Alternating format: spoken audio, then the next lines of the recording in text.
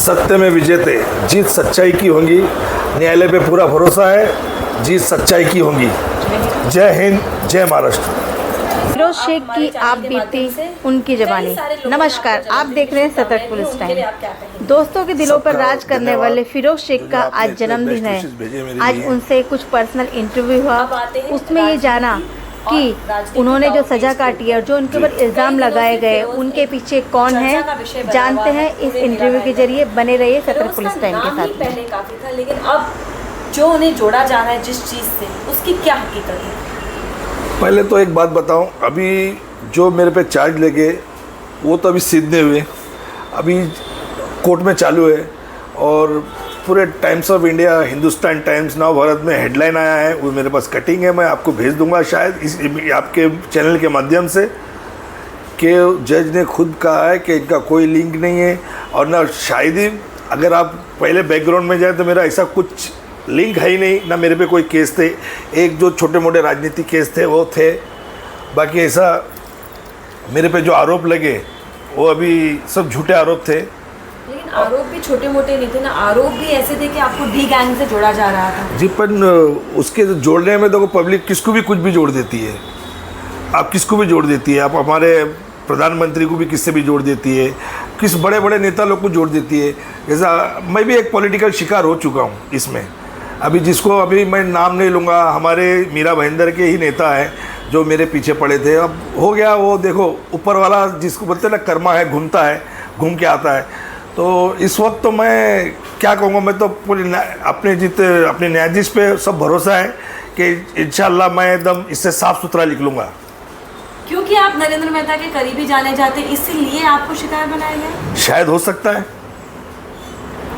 ये सबसे मुख्य कारण है कि या इसके पीछे और कोई राजनीतिक स्टंट इसमें है। आने वाले दिन में समय में आ जाएगा सामने, वो भी आ जाएगा। देखो, मैं सोशल वर्कर था, मैं पार्टी के साथ जुड़ा हुआ था। मैं नरेंद्र मेहता जी के साथ 2009-2010 से साथ काम किया हूँ। और मेरे पे कोई ऐसा तो कुछ पहले इसमें कुछ धब्बा लगा नहीं था। ये अचानक जब नरेंद्र मेहता जी हारते, उसके बाद उनके पर होता, फिर उसके बाद हमारे पे आ जाता है एकदम डायरेक्ट। कई सारे मामलों में देखा गया कि आपके साथ साथ नरेंद्र मेहता, संजय थरथरे को भी टारगेट बनाया जा रहा था, खींचा जा रहा था। ये कहाँ तक की सच्चाई थी? इसमें क्या है, उनका क्या है, एक दोस्ती थी हमारी, और हमारे वो नरेंद्र मेहता जी हमारे लीडर थे, हम उनके अंडर में काम कर रहे थे। संजय थरथरी मेरे दोस्त है, आज भी दोस्त है। मेरे कई नेता हैं मेरे जो दोस्त है, हर आदमी मेरा, मतलब जो भी बीजेपी से उड़ा है सब दोस्त है। आप ऊपर से देखो नीचे तक मेरे फ़ोटो अगर देखे जाएंगे सब मेरे साथ है, हर प्रोग्राम में मेरे साथ थे। यहाँ आपने फ़ोटो की बात की तो वहाँ मैं आपको बताना चाहूँगी कि अभी हाल ही में एक विषय ऐसा आया था जहाँ आपके कुछ फ़ोटो नेता लोगों के साथ थे और उस पीडीएफ को देशद्रोही का नाम देकर भेजा गया था। अभी क्या बताएं उनको, जो देशद्रोही बोल रहे हैं वो भी मेरे साथ खड़े थे, उनकी फ़ोटो भी मेरे साथ है। अगर मैं देशद्रोही होता तो वो भी मेरे साथ रहते, वो भी देशद्रोही हुए। ऐसी बात देखो, मैं क्या बोलता हूँ, पब्लिक बोलने में कुछ भी बोलती है, पर उसका सिद्ध तो अपने न्यायाधीश करेंगे। अभी ऐसा कुछ सिद्ध नहीं हुआ है। देखो, अगर ऐसा होता तो मेरे को इतना जल्दी बेल नहीं मिलती। और मेरे को लफ्ज़ों में किया गया है, मैं आपको एक लेटर दे दूंगा, आप उसमें दिखा देना कि क्या लिखा है। मेरा ऑर्डर कॉपी आपको दूंगा मैं।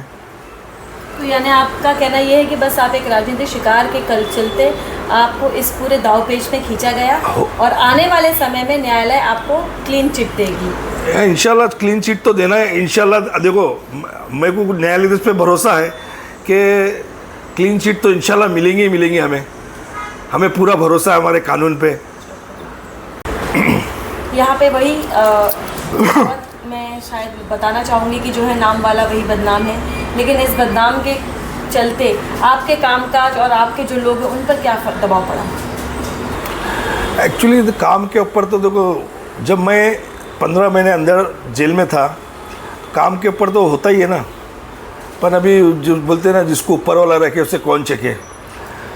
अभी मेरे जो आदमी जितने मेरे पास काम करते थे, मेरे भाई बहन दोस्त, ये लोग, वो परेशान तो हुए, ऐसा नहीं कि नहीं हुए। कोर्ट से जाना आना मिलना एक गैर ज़रूरी परेशानी हुई मुझे। अगर मुझे करके जाता तो मुझे ऐसा लगता कि मैं कुछ करके गया हूँ, बिना करे गया हूँ, उससे मुझे खाली एक दिल में दुख होता है बस। तो अगर आपको क्लीन चिट मिल जाती है कोर्ट से, तो जो बीजेपी का नेता जिसने पूरी षड्यंत्र रची, लाऊंगा सामने, ज़रूर लाऊंगा सामने, ज़रूर लाऊंगा। और सिर्फ लाएंगे या उनका भी कुछ उजागर करेंगे? नहीं नहीं, देखो जो मेरे को बताया तो मैं तो उनके भी है ना, हमारे पास व्यू पॉइंट हमारे पास है, ऐसा नहीं है कि नहीं है, बहुत है। पर हम क्या हम शराफत में चले गए। आपके समर्थकों में तो बहुत ही खुशी का माहौल है कि आप आ गए हैं। आने वाला इलेक्शन है सामने, इसको किस तरीके से देखते हैं? मैं बीजेपी के साथ था, बीजेपी के साथ हूँ, बीजेपी के साथ रहूँगा, नरेंद्र मेहता जी के साथ हूँ, नरेंद्र मेहता जी के साथ रहूँगा, ऐसा वो है मेरा। देखो तो विश्वास है, मैं नहीं चाहता हूँ कि मेरे वजह से कोई गैर ज़रूरी कोई फंसे या कोई गैर ज़रूरी कोई दो बात करे उनके खिलाफ, मैं ये चाह रहा था। में फिर से सत्ता आपकी आ जाएगी, ऐसा मतलब लोगों का मानना है। सत्ता यानी बीजेपी तो आनी ही है, लोगों का कहना है, लेकिन नरेंद्र मेहता की वापसी आप किस तरीके से देखते हैं? नरेंद्र मेहता जी आना ही आना है, इसमें कोई शक है आपको? नरेंद्र मेहता जी आना ही आना है। इस समय की जो राजनीति चल रही है, 5 साल पहले अपक्ष से आमदार चुन के आ जाते हैं, नरेंद्र मेहता जी को हार का सामना करना पड़ता है। इस समय आप लोगों की क्या प्रतिक्रिया रहेगी? नहीं देखो, इसमें कैसा है, वो टाइम हम थोड़ा ओवर कॉन्फिडेंस में थे, तो इसके वजह से थोड़ा वो हमारी लापरवाही, पर इस बार हम नहीं करेंगे वैसा पब्लिक के साथ। नरेंद्र मेहता जी का काम तो आप देखिए, पूरे मीरा भाईंदर में हर पब्लिक सराहती है कि क्या काम किए और क्या नहीं किए, क्योंकि हर इंसान से आप जाके खाली हर दूसरा आदमी एक ही बात बोलेगा, हर आदमी बोलेगा कि नरेंद्र मेहता जी ही चाहिए वापस। देखिए, ये तो सब राजनीति से जुड़ी बातें थी और हमने आपसे साझा की और आपने तो जवाब दिया, लेकिन बिना किसी कारण, बिना किसी इसके आप 15 महीने जेल में रह के आए, जिसके चलते आपके मेन जो आपका घर है, आपका परिवार है, उसने जो दुखों का सामना किया, उसका क्या? बहुत बिखर गया। अभी क्या बता सकते, मैं अंदर गया, मेरी बच्ची की शादी थी, उस वक्त मुझे बहुत दिल पे ठेस लगी। क्या कर सकते, अभी हम उस तक फंस चुके थे, ना कर सकते थे, पर हमारे न्यायाधीश पे हमें भरोसा था, तो हमें बेल भी दिए और इंशाल्लाह आने वाले दिन में क्लीन चिट भी मिल जाएंगी। तो आपके परिवार ने उस समय संयम रखा? नहीं, परिवार ने, दोस्तों ने सपोर्ट किया है, इसके लिए आपके सामने हूँ। एक तरफ तो आपको डी कंपनी से जोड़ा जाता है कि आप डी कंपनी से जुड़े हैं और इसी वजह से आपने क्राइम किया और आप जेल है, दूसरी तरफ डी कंपनी से ही आपको जान से मारने की धमकी दी जाती है, ये कहाँ तक सत्य है? अगर मैं डी कंपनी का होता तो वो मुझे क्यों मारते? पहली बात, मुझे से खंडनी मांगे गई, मुझसे ये सब करा गया, फिर उसके बाद मुझे अरेस्ट किया। मेरे को पुलिस सिक्योरिटी दी थी गवर्नमेंट ने, मैंने तो नहीं मांगी थी सिक्योरिटी, मुझे पुलिस सिक्योरिटी दी, उसके बाद मुझे ये किया गया। उसके अंदर मेरे कई दोस्त को और फंसाने वाले थे ये मैटर में, पर चलो ऊपर वाले का करम है कि वो बच गए।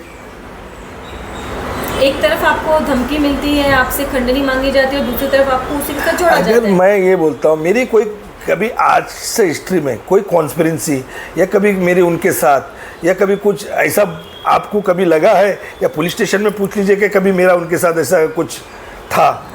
मेरा क्या है उनसे, डी कंपनी से मेरा कुछ भी नहीं है। मेरा अंदर में लोगों का कहना था कि फिरोज खुद खंडनी मांगने वाला था और उससे डी कंपनी खंडनी मांग रही है, मतलब आपने क्या इतना पैसा जमा रखा है? जी, अगर आप मेरा बैकग्राउंड देख लो, अगर कोई आदमी या कोई बिल्डर, अगर कोई आदमी, एक आदमी तो लाके दिखाओ कि मैं जिससे खंडनी मांगा हूँ। मेरे सबसे अच्छे रिलेशन है, एक आदमी बताओ जो कि मुझे ये बता दे कि मैं किससे खंडनी मांगा हूँ। कई बिल्डर लॉबी से भी आप लोगों की दोस्ती यारी है, कई जगहों पे आप लोगों के लोगों का भी इस्तेमाल किया जाता है, अगर वो साइट के लिए हो या किसी चीज़ के लिए हो, तो इससे जो लोग देखते हैं वो किस तरीके से देखते हैं? मैडम, पहले एक बात बताऊं, मेरे पे एक भी लैंड ग्रैबिंग का केस नहीं है। आप पूरे पुलिस स्टेशन में, हर police station, Meera Bhayandar, Bombay side, आप हर जगह जाके कंफर्म कर लीजिए कि मेरे पे कोई लैंड ग्रैबिंग का केस है क्या मैं किसकी लैंड किसकी ग्रैब किया हूँ, आप बता दीजिए मेरे को। एक पुलिस से एनसीबी लाके देखो कि लैंड ग्रैबिंग किया हूँ बोल के। छोटी मोटी जो वारदात हुई थी वो डिस्चार्ज हो चुका है केस मेरा, अब ये भी है, थोड़े दिन में ये भी डिस्चार्ज हो जाएगा। मैं तो एक ही बात बोलूँगा, पहले से जो फिरोज़ था, फिरोज़ है और फिरोज़ वही रहेगा। साफ़ सुथरा है, साफ़ सुथरा रहेगा।